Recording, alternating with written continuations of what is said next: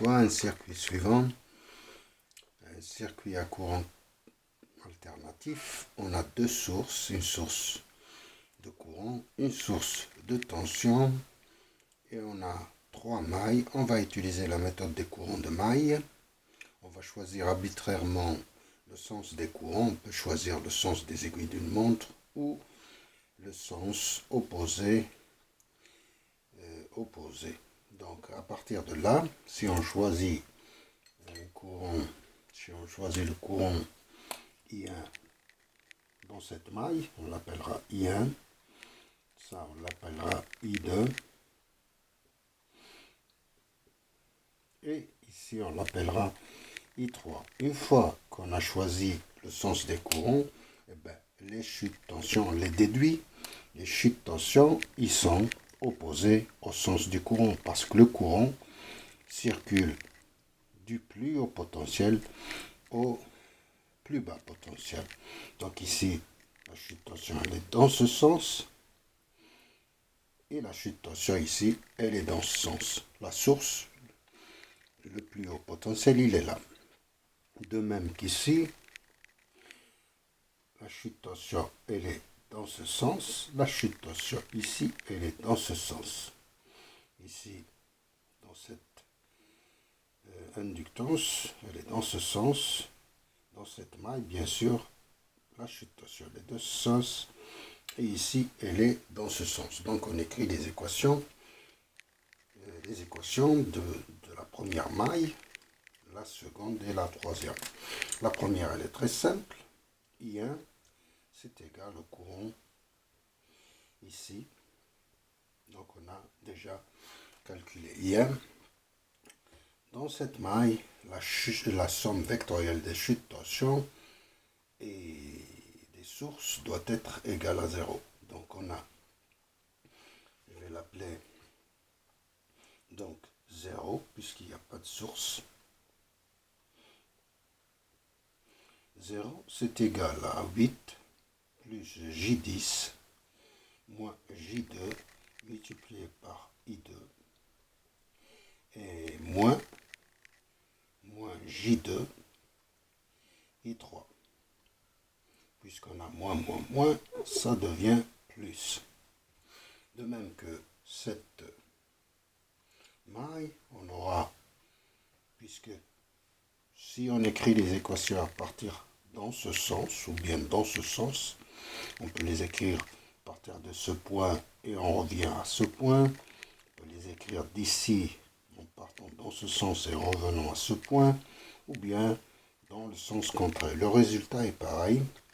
Il faut se rappeler, si on va dans ce sens, si on rentre par un plus et on ressort par un moins, on écrit moins cette chute de tension, moins cette chute de tension, moins cette chute de tension, moins cette source est égale à 0. C'est-à-dire que, puisqu'on rentre par un plus et on ressort par un moins, on écrit moins 20, 90 degrés, c'est égal à la somme 4 moins J2 multiplié par I3 moins J2 I1 et moins, je vais éloigner tout ça, et moins J2 multiplié par I2. Ok, I plus 4 moins J4 I3. Voilà, on a écrit les trois équations, on va essayer de les résoudre. I1 est connu, donc on peut déjà, l'équation 3, on peut remplacer tout ça, c'est plus J2, ici aussi c'est plus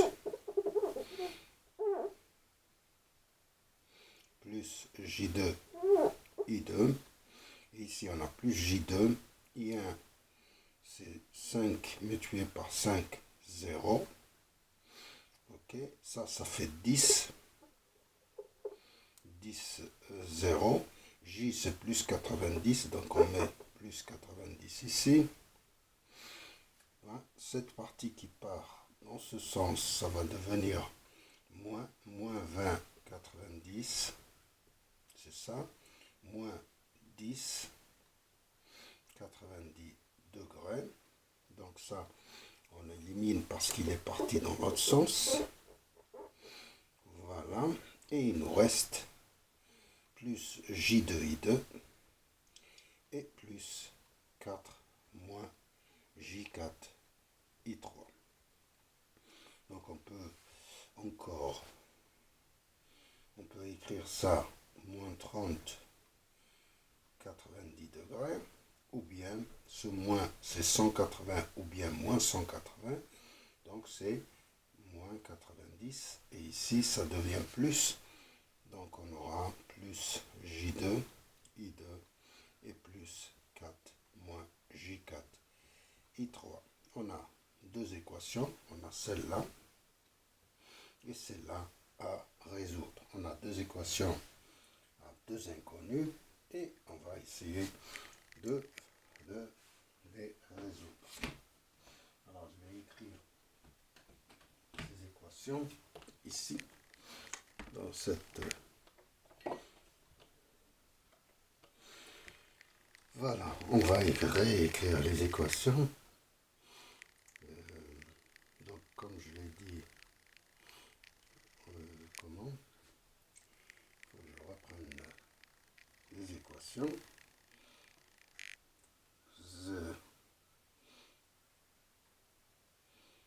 Voilà, 0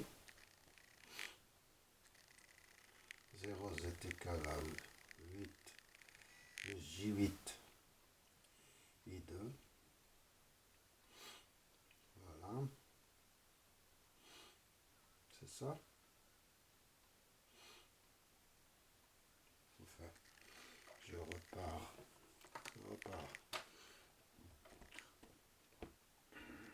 Qu'est-ce que j'ai écrit la première équation? Oui, la deuxième, J2.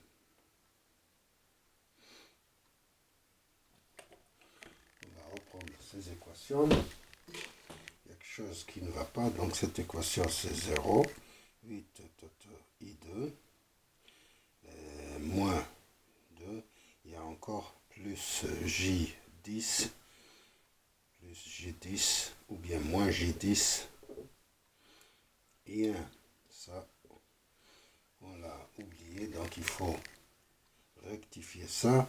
Et 1, c'est 5. C'est 5, 0. Donc on a 50,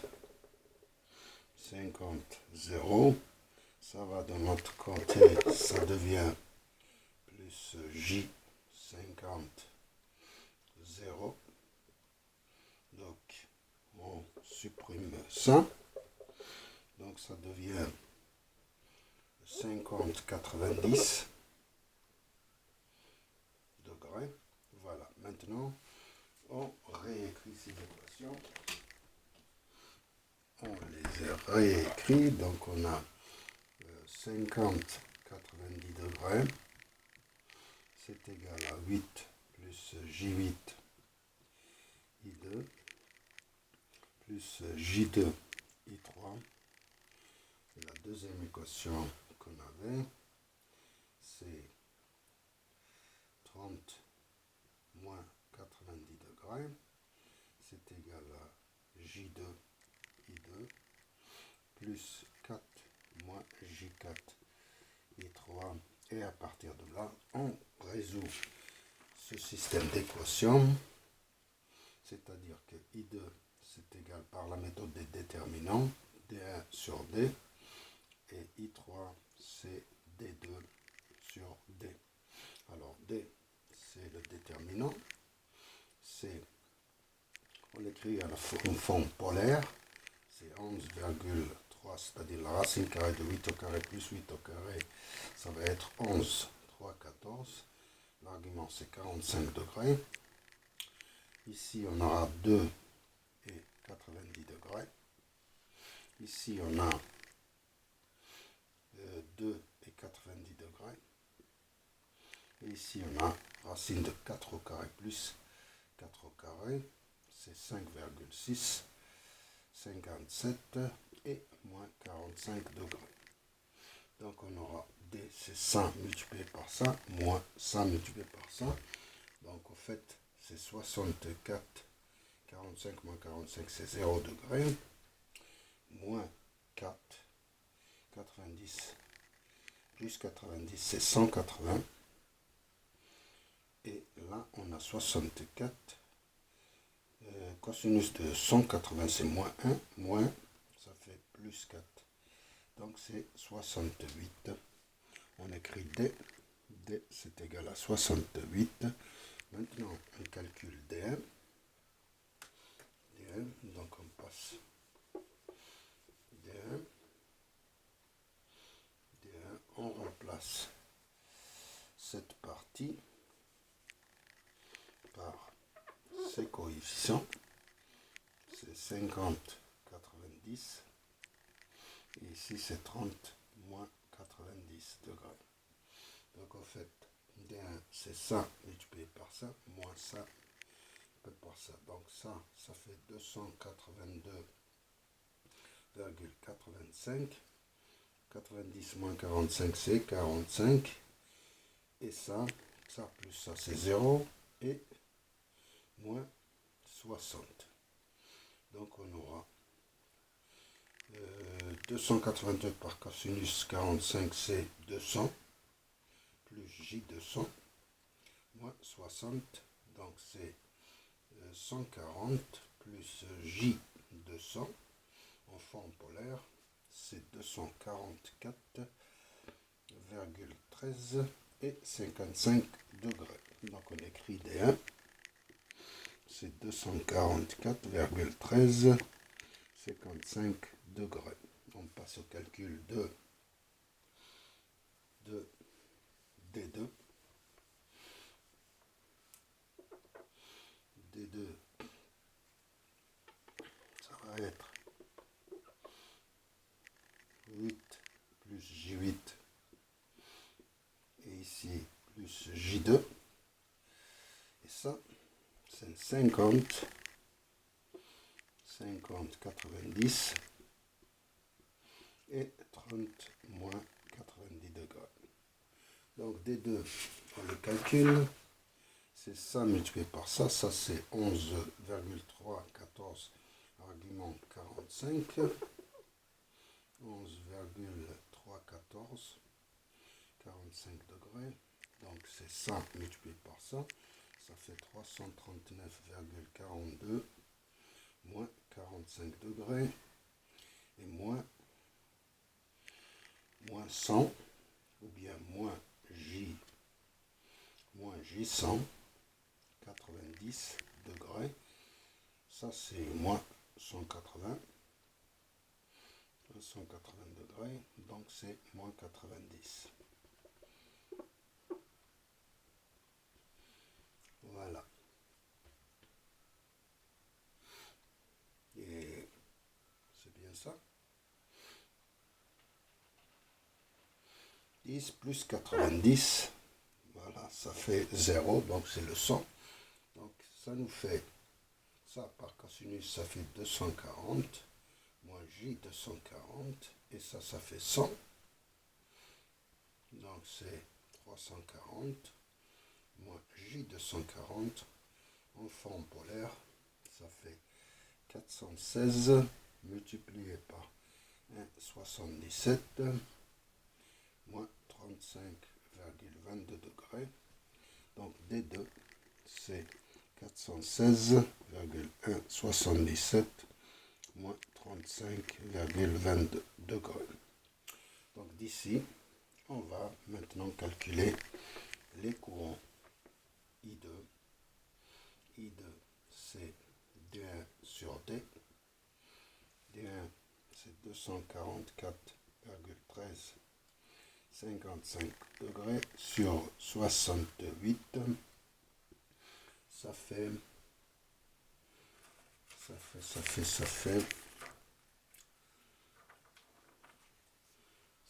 3,59, je pense, 3,59 et 55 degrés.